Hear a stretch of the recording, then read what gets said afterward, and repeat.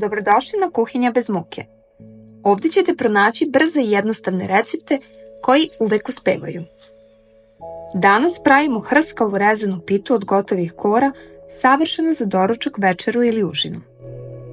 Za pitu nam je potrebno 500 g sira, jedno pakovanje kora za pite, 4 jaja, 3 kašike pavlake, 100 ml mleka, ulje i so po ukusu. Gotove kore presečemo na pola, urolamo ih i sečemo na trake širine oko 1 cm.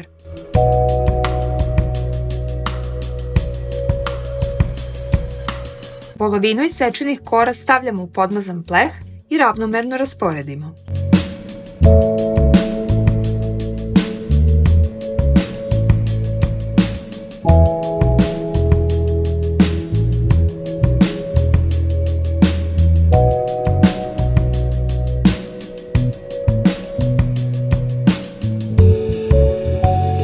Ulje dodajemo kašiku po kašiku i lagano raspoređujemo po kori.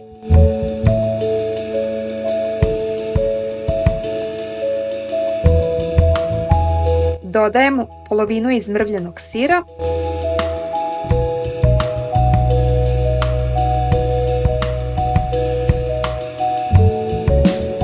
ponovo stavljamo ulje na isti način, a zatim dodajemo drugu polovinu rezanih kora.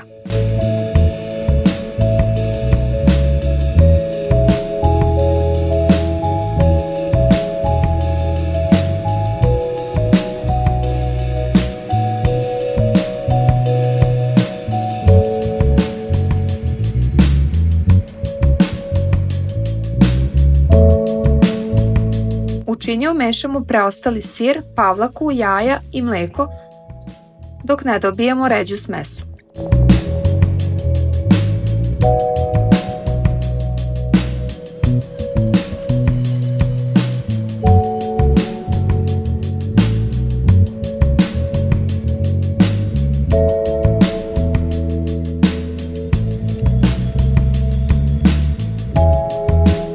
Zatim dodajemo so po ukusu. Tom smesom prelivamo celu pitu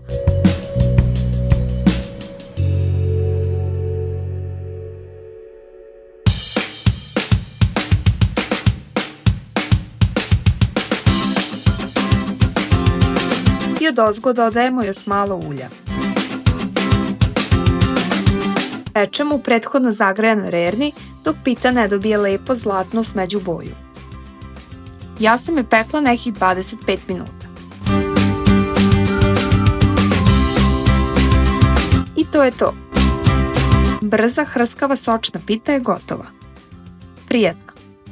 Ako vam se dopao recept, ostavite like i zapratite kanal za još ukusnih ideja.